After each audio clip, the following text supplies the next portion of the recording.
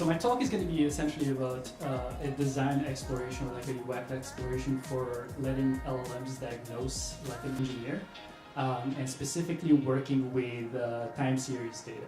How's everybody? Thanks, Fonzie, for hosting in House of AI.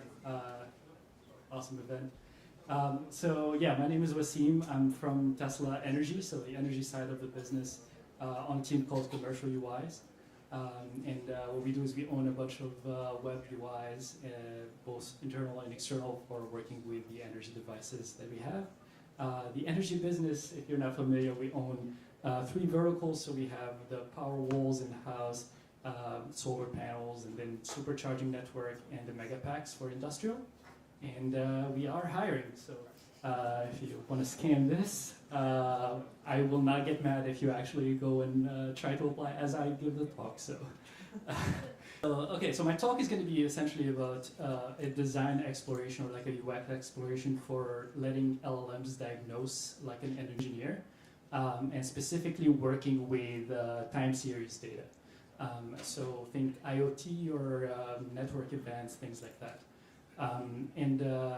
The idea came from essentially when something goes wrong as an engineer, as a network engineer, or as a service engineer, we don't really stare at CSVs or like actual raw values. What we do is we use tools, we graph things, we create graphs, see if things correlate, and like we hypothesize, we figure out if the hypothesis is correct or not, we create more graphs, and then the visual pattern is really what tells us what went wrong. And the experiment looks like this. It's kind of like a tool that can be used by both an engineer and an AI for exploring time series data.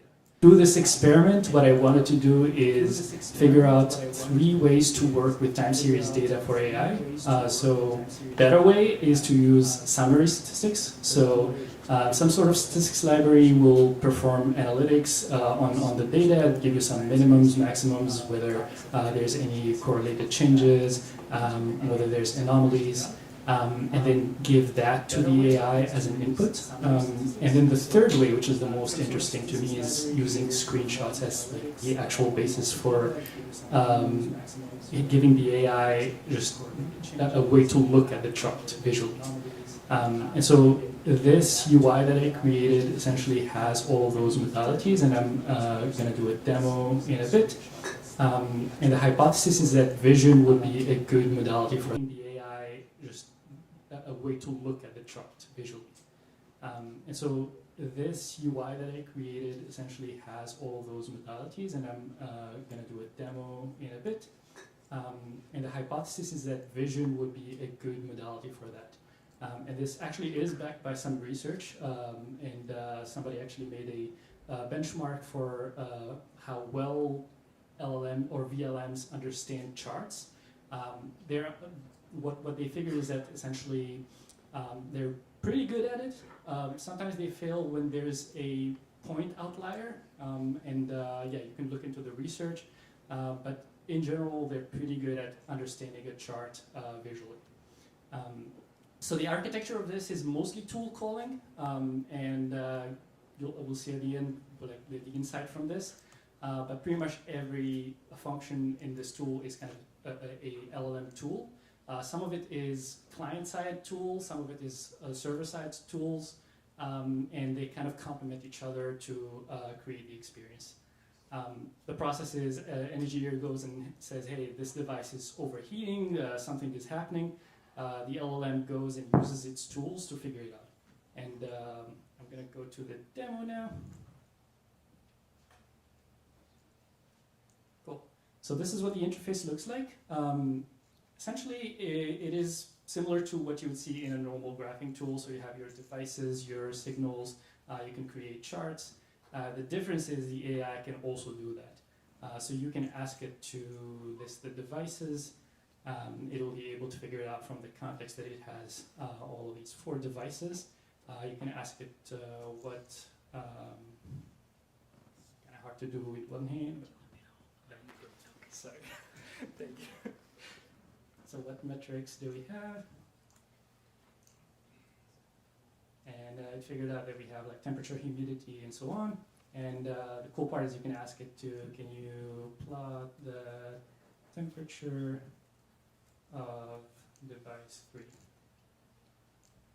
And then it will go and use a tool, a client-side tool, to create the chart. Now this is not faster than you just clicking the chart. So a better way to use this is to actually give it a task and have it use its tools to figure it out. So you can do things like plot all temperature charts from all devices. And that's slightly faster than what you would do by hand. And then the exploration part is that you can actually ask it things about the chart. Do you see anything wrong with the temperature of device 4? And here I have all the modalities enabled, so it has the chart summaries, the raw data, and the visual, and we'll see what it uses, but it has access to all of them. And so here it shows to use the screenshot, so it actually is capturing a screenshot, uploading it to an LLM, and the other LLM got asked to identify the anomalies, and it figured it out. So yeah, that's kind of the demo. It's a playground that you can use to play with what's better. Is it the summaries, giving the raw data, or actually using the screenshots? Thank you. So back to the presentation, I think some of the learnings here is building AI agents became less about coding and engineering and more about management. So you can think of it as, what tools do I as an engineer need to provide this agent for it to be able to perform its job effectively? It's kind of like a paradigm shift in engineering. So this is like the stack, some prior art if you want to look at it. And that's the end of my talk. I'll take Q&As.